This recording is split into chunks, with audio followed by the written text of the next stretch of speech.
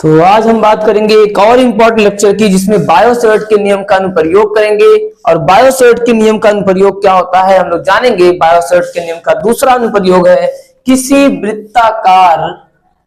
किसी वृत्ताकार धारावाही कुंडली के कारण चुंबकीय क्षेत्र की तीव्रता, चुंबकीय क्षेत्र की तीव्रता, ये आज का हमारा टॉपिक है। किसी धारावाही वृत्ताकार कुंडली है और इसके कारण चुंबकीय क्षेत्र की तीव्रता ज्ञात करनी है। तो चलिए देखते हैं वृत्ताकार धारावाही कुंडली के कारण चुंबकीय क्षेत्र की तीव्रता कैसे निकालनी है। इसके लिए सबसे पहले फिगर बहुत इंपॉर्टेंट है, कैलकुलेशन बहुत कम।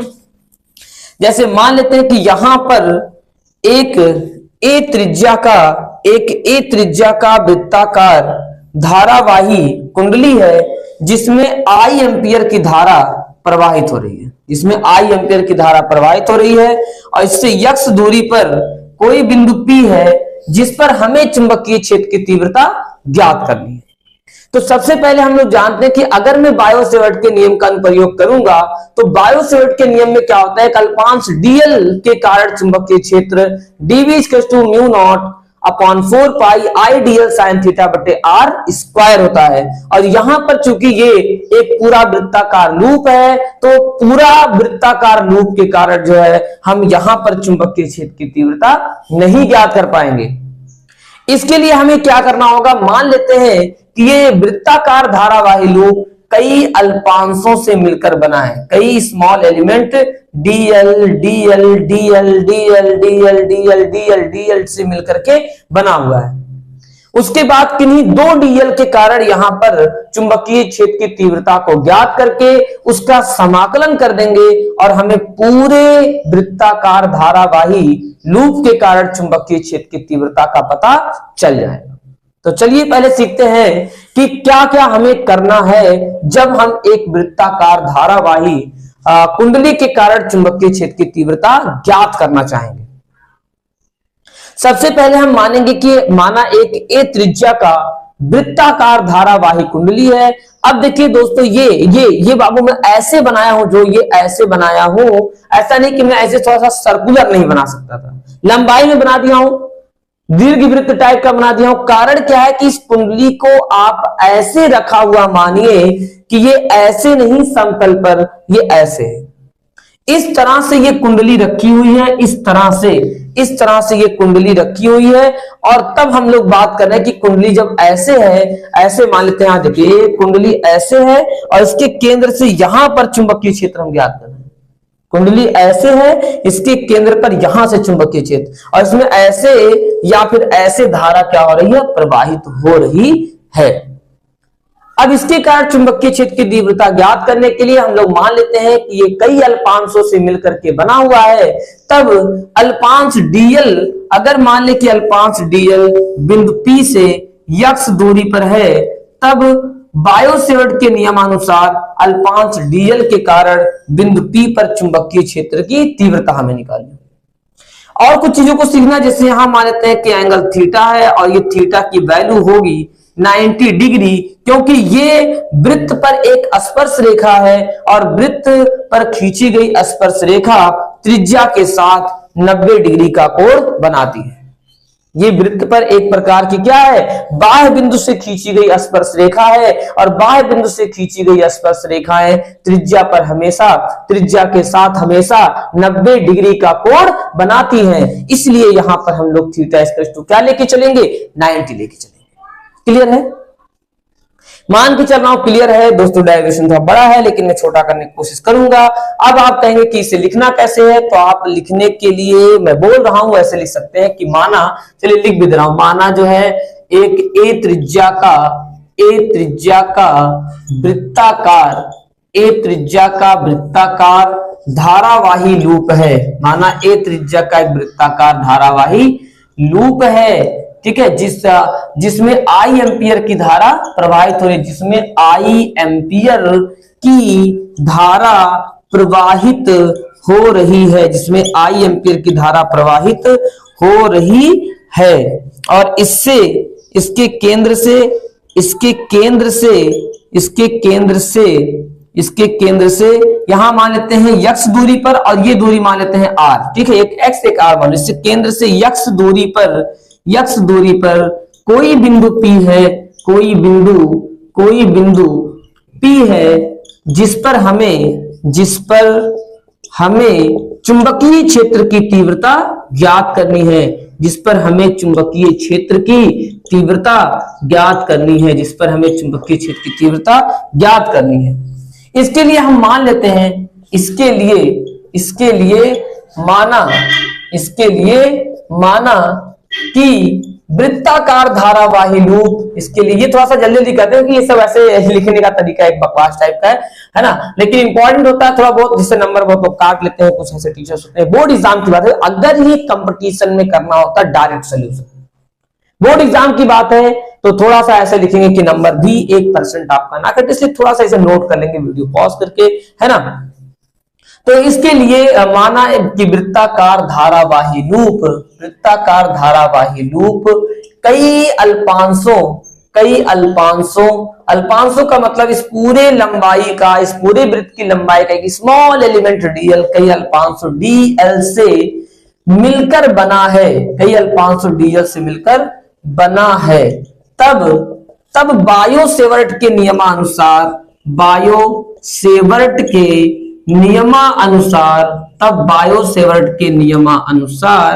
अल्पांश dl के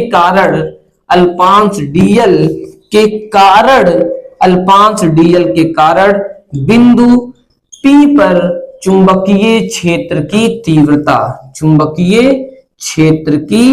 तीव्रता इतना दोस्ती है आप करें। हाँ भाई, बच्चे जब बड़े हो जाए ना, कहते हैं कि जब बच्चों का जूता चप्पल और माँ बाप का जूता चप्पल एक ही नंबर का लगने लगे, यानी आपके पापा का चप्पल आपको हो जाए, मम्मी का चप्पल आपको हो जाए, तो समझ जाइए कि अब आप उनके बच्चे नहीं, अब आप उनके दोस्त हैं। अपनी बातों को उनसे शेयर करिए, अपनी लाइफ की सभी चीजों को उन्हें बताइए, ताकि वो आपको सही सजेशन दे पाए और आप बहुत से मुश्किलों से निकल पाए। ऐसे ही मैं भी सोचता हूँ भाई, है ना, आप मेरे जैसे हैं इसलिए दोस्तों कभी कभी बोल देता हूँ, है ना। कुछ लोग कह रहे थे कि दोस्तों बोल देते हैं। चलिए, तो के कारण बिंदु P पर चुंबकीय क्षेत्र की तीव्रता बायो सेवर्ट के नियमानुसार अल्पांश dl के कारण बिंदु P पर चुंबकीय क्षेत्र की तीव्रता dB = mu naught IDL sin theta बटे 4 पाई r स्क्वायर। यहां पर अब की बात, क्योंकि मैंने जो है 4 पाई r स्क्वायर ही ले रखा है, ये r डिस्टेंस पर है ना, इसलिए अब इतना जो है ये इतना बात क्वेश्चन का है, कुछ भी अभी तक समझने वाला नहीं था, बहुत ज्यादा सारी बातें क्वेश्चन की है। क्वेश्चन में क्या कह रहा है कि वृत्ताकार धारावाही कुंडली के कारण चुंबकीय क्षेत्र की तीव्रता अगर हमें ज्ञात करनी है, तो सबसे पहले आप बताएंगे कि मेरे पास एक त्रिज्या का वृत्ताकार धारावाही कुंडली है ना, जिसमें I एम्पियर की धारा प्रवाहित हो रही है, और इससे x दूरी पर कोई बिंदु P है जिस पर हमें चुंबकीय क्षेत्र की तीव्रता ज्ञात करनी है। अब इसके लिए करेंगे क्या, इसके लिए मान लेते हैं कि ये वृत्ताकार धारावाही लूप कई अल्पांशों से dl से मिलकर के बना हुआ है, और इस अल्पांश dl के कारण बायो सेवर्ट के नियमानुसार चुंबकीय क्षेत्र की तीव्रता क्या होगी, dB = mu naught IDL sin theta बटे 4 पाई r स्क्वायर। तो यहां से हम लोग इसको निकालेंगे। इसके बाद अब देखिए एक और लाइन लिखते हैं कि यहां पर जो थीटा है वो 90 डिग्री है। कैसे है म्यू नॉट IDL sin 90 की वैल्यू 1, तो 1 लिखो या ना लिखो, म्यू नॉट IDL 4 पाई r स्क्वायर आपका चुंबकीय क्षेत्र आ चुका है, 4 पाई r स्क्वायर चुंबकीय क्षेत्र आ चुका है। थीटा 90 कैसे हो गया, हमने बताया कि ये स्पर्श रेखा है, ये त्रिज्या है, स्पर्श रेखा और त्रिज्या के बीच में हमेशा 90 डिग्री का कोण बनता है, इसलिए क्लियर है।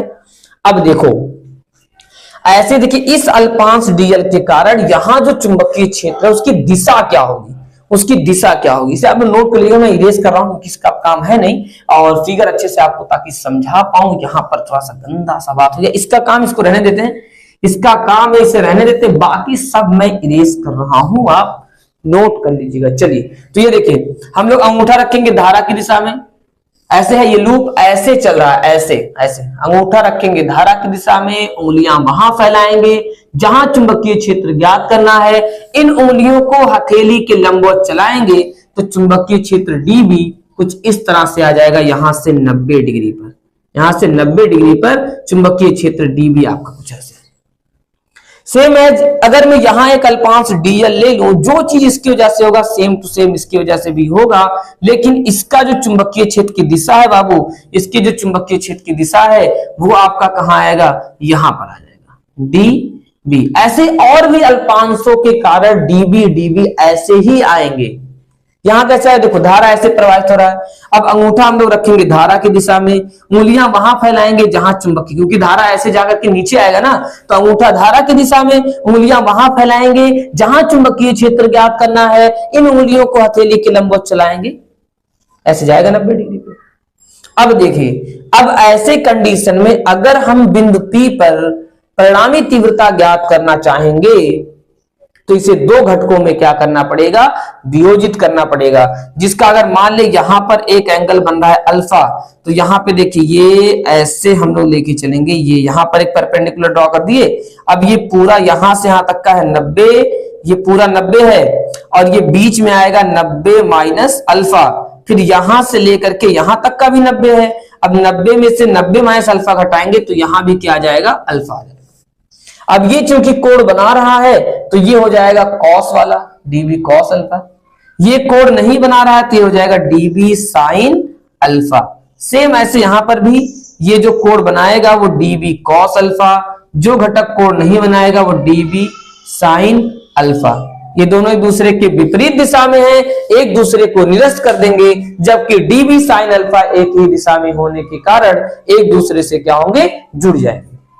तो आपको बताना क्या है, आपको यह बताना है कि तब बिंदु P पर परिणामी तीव्रता ज्ञात करने के लिए हम डीबी को दो घटकों में वियोजित करते हैं। बिंदु P पर परिणामी तीव्रता ज्ञात करने के लिए बिंदु P पर परिणामी तीव्रता ज्ञात करने के लिए, है ना, डीबी को दो घटकों में वियोजित करते हैं, जिनके घटक डीबी कॉस अल्फा व डीबी कॉस अल्फा एक दूसरे के विपरीत दिशा में होने के कारण एक दूसरे को क्या करते हैं, एक दूसरे को निरस्त कर देते हैं। एक दूसरे को बाबू क्या करते हैं, निरस्त कर देते हैं। जबकि डीबी साइन अल्फा व डीबी साइन अल्फा एक ही दिशा में होने के कारण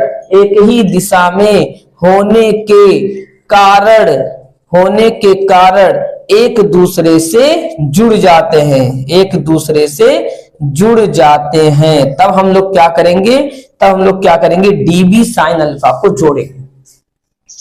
सर एक चीज एक बार और बताइए, कोण जो हुआ, हाँ तो कोण देखो, इसके लिए अलग से फिगर बनाता हूं। यहां देखो, ऐसे एक लाइन आया, यहां बन गया अल्फा, ये एक परपेंडिकुलर ड्रॉ किए, इतना पूरा 90 होता है। तो अगर मैं केवल इतना निकालूंगा ना बाबू, तो पूरे 90 में से अल्फा घटा दो, इतना आ जाएगा 90 माइनस अल्फा। अब देखो यहां से जो ये परपेंडिकुलर गया है ये पूरा भी आपका है 90, और मुझे अगर ये निकालना है तो पूरे 90 में से मैं घटाऊंगा 90 माइनस अल्फा, तो 90 minus 90 minus minus plus alpha हो जाएगा, ये कटेगा और यहां पर आ जाएगा आपका अल्फा। सेम वही चीज नीचे भी किया गया है, नीचे किया गया है, नीचे वही किया गया है। और उसके बाद फिर जो है यहां पर जो है जो कोण बना रहा है वो घटक कॉस के साथ होगा, जो कोण नहीं बना रहा है वो घटक साइन के साथ होगा।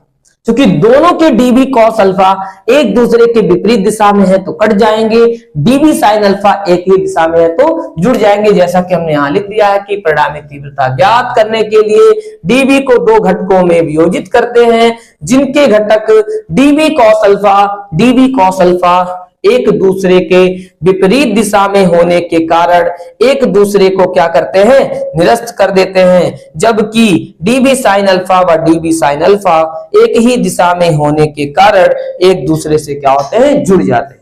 तो चलिए जोड़ दीजिए। हम लोग जानते हैं कि पूरे फिजिक्स में जब हमें कुछ जोड़ना होता है तब हम लोग करते हैं समाकलन। इसे आपका मन कहेगा तो नोट कर लीजिएगा, वैसे नोट करना ही है भाई, देखिए भूल जाएंगे ना, या तो वीडियो बार बार देखिए या तो बार बार पढ़िए, है ना। चलिए तो जोड़ते हैं। तब बिंदु P पर परिणामी तीव्रता आपका हो जाएगा इंटीग्रेशन b बराबर सीधे लिखते हैं, b बराबर इंटीग्रेशन db sin अल्फा।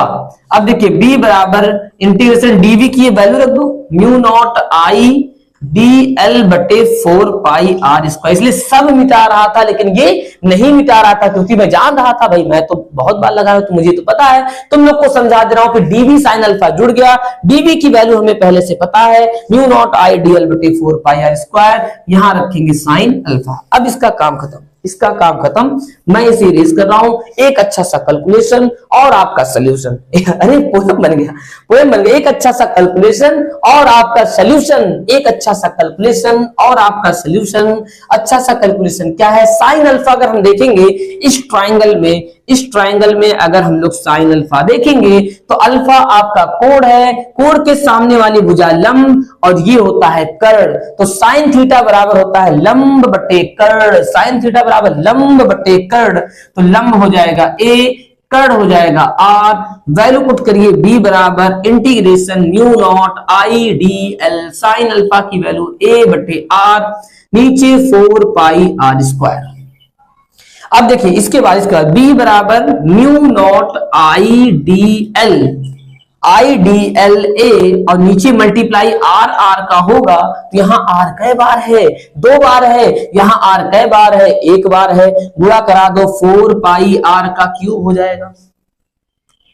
शुरुआत में हमने कहा था कि चुंबकीय क्षेत्र हमें x दूरी पर निकालना है और यहां तो r दूरी पर आ रहा है, तो r को हटाओ। r को कैसे हटाएंगे, r है बाबू कर्ण और सभी लोग जानते हैं कि कर्ण बराबर होता है रूट के अंदर लंब का स्क्वायर प्लस आधार का स्क्वायर। कर्ण बराबर क्या होता है, रूट के अंदर लंब का स्क्वायर प्लस आधार का स्क्वायर।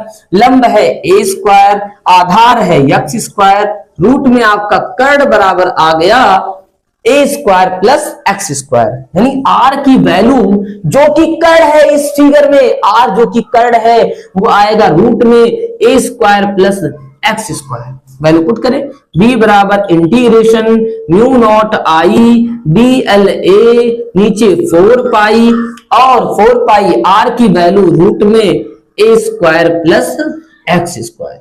पावर 3 है तो पावर 3 लगा दीजिए, अब बस थोड़ा सा कैलकुलेशन बचा हुआ है, चलिए कर लेते हैं। कैलकुलेशन कर लीजिए भाई, फिगर का तो काम खत्म हो गया है, तो b बराबर आपका देखिए क्या हो जाएगा, b बराबर हम लोग सबको बाहर निकालेंगे, म्यू नॉट आई ए नीचे 4 पाई a square plus x square पे पावर 1/2 पे पावर 3 और इंटीग्रेशन डीएल। अरे ये कहां से आ गया, देखो म्यू नॉट आई कांस्टेंट है, ए आपका कांस्टेंट है क्योंकि त्रिज्या में तो कोई परिवर्तन नहीं हो रहा है, बदल क्या रहा है, डीएल जोड़ते जाना है, डीएल जोड़ते जाना है, तो जो बदल रहा है उसका समाकलन। नीचे 4 पाई रूट हटाएंगे तो पावर 1/2 आएगा और एक पावर पहले से 3 है तो 1/2 पे पावर 3 आ जाएगा।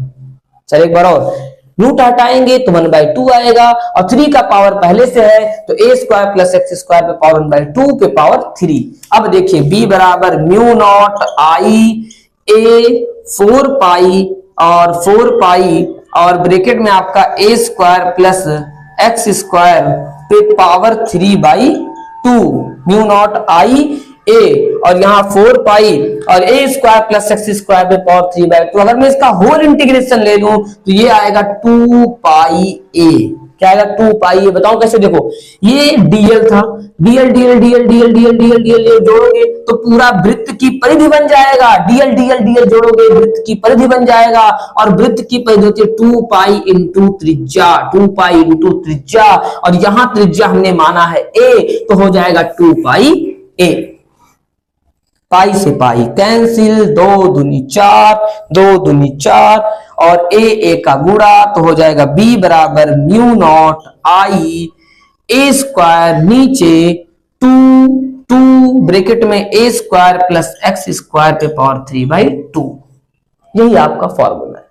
नहीं समझ में आएगा तो बार बार देखिएगा, पक्का समझ में आएगा। ऐसा तो है नहीं कि आप इसको रिकॉर्ड में नहीं देख रहे, जहां ना समझ में रिवर्स कर दो। क्या बार बार वो चिल्लाऊं सर, आप बार बार चिल्लाते तो ही सही लगता है। चलो ठीक है, तो बार बार चिल्ला दूंगा, कोई बात नहीं। आज थोड़ा सा बड़ा डेरिवेशन था, तो ऐसे कर लीजिए। एक चीज होमवर्क में, कुंडली के केंद्र पर चुंबकीय क्षेत्र आपको निकालना है, और केवल ये सोचना है कि यक्स का मान कर देना है, यक्स का मान कर देना है 0, क्योंकि जब आप केंद्र पर आ जाएंगे, यक्स दूरी पर थे आप, जब केंद्र पर आ जाएंगे तो यक्स का मान घट के क्या हो जाएगा 0।